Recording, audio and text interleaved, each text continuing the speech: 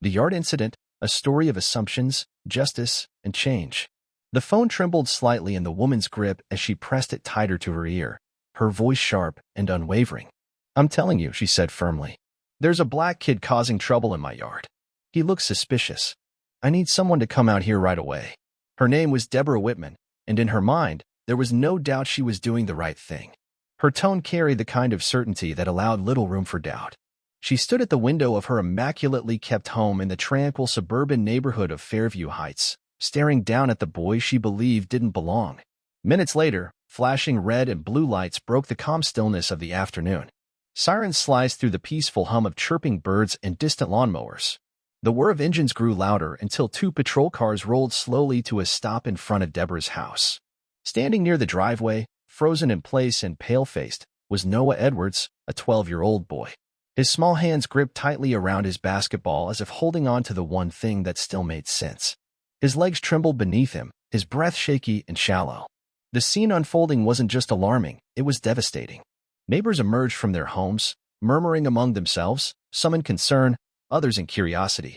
Faces peered out from behind curtains. It was the kind of spectacle Fairview Heights rarely witnessed, and it was unfolding over something as simple as a child playing basketball. This was how it all began.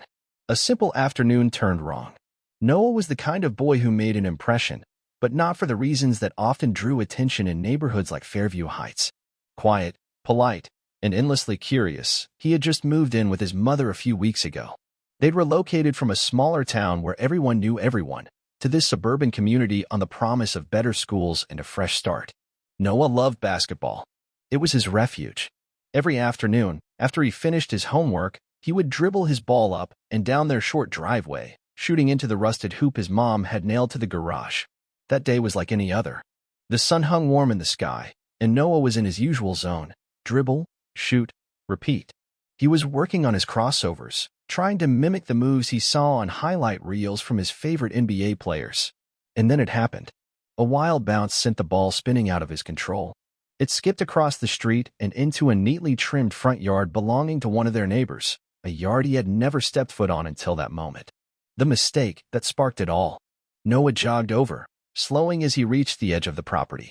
He hesitated. His mom had been very clear: be respectful.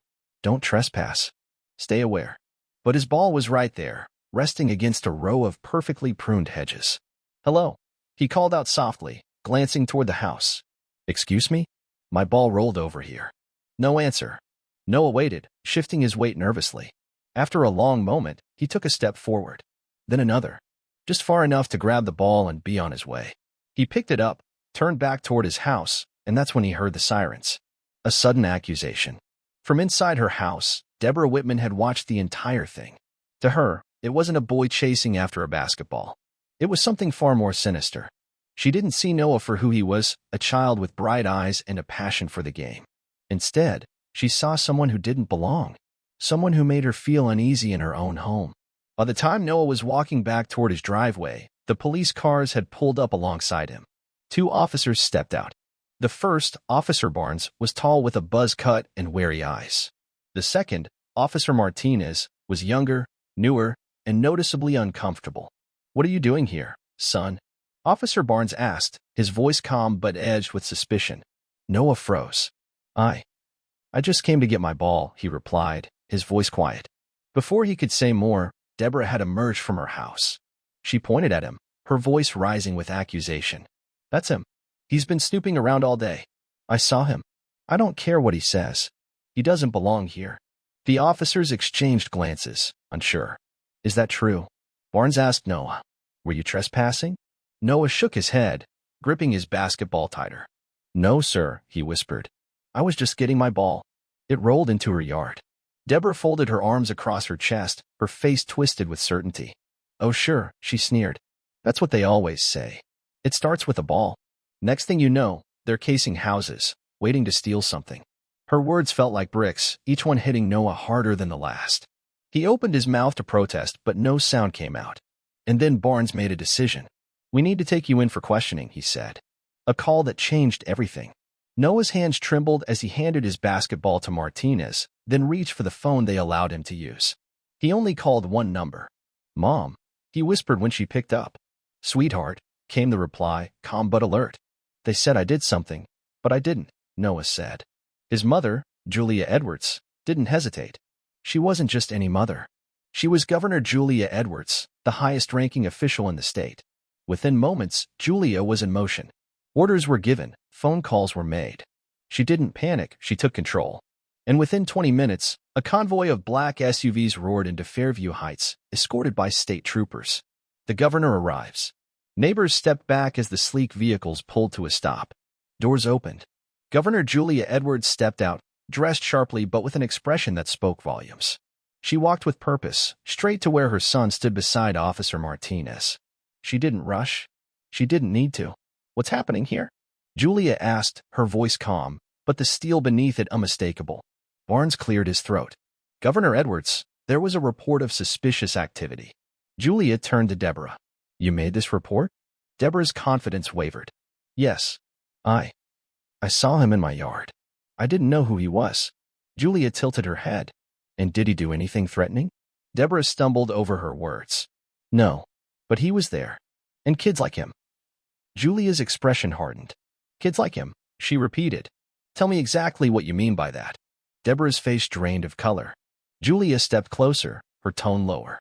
You saw a black child and made an assumption. You called the police on my son for chasing after his basketball. The neighbors around them were silent, some shamed by their own assumptions, others horrified by what they had witnessed. Julia didn't stop there. You could have asked his name, she said. You could have asked if he needed help. Instead, you chose fear. You chose bias. She turned to Barnes and Martinez. Was my son doing anything illegal? Both officers shook their heads. Then he's leaving, Julia said firmly. Noah ran to her, burying his face in her side as she wrapped an arm around him. A lesson for the neighborhood. Julia addressed the crowd that had gathered. This isn't just about Noah, she said. It's about every child who has ever been made to feel like they don't belong. Every parent who worries if their child will make it home safely. She spoke about responsibility, about fairness, about being better. Her words resonated. She turned to Deborah one last time. Think before you act, she said. Next time, there may not be a second chance. Deborah couldn't meet her eyes. As Julia led Noah back to the SUV, the community stood quiet. But it wasn't over. The aftermath. Deborah Whitman found herself isolated in the weeks that followed. The shame lingered. Julia, however, saw opportunity. She organized workshops on bias, bringing in speakers, creating safe spaces for uncomfortable conversations. Noah spoke at his school. I didn't understand why someone thought I was bad, he told his classmates. But I know now, we have to stand up. We have to be better. Fairview Heights changed. Slowly. But it changed.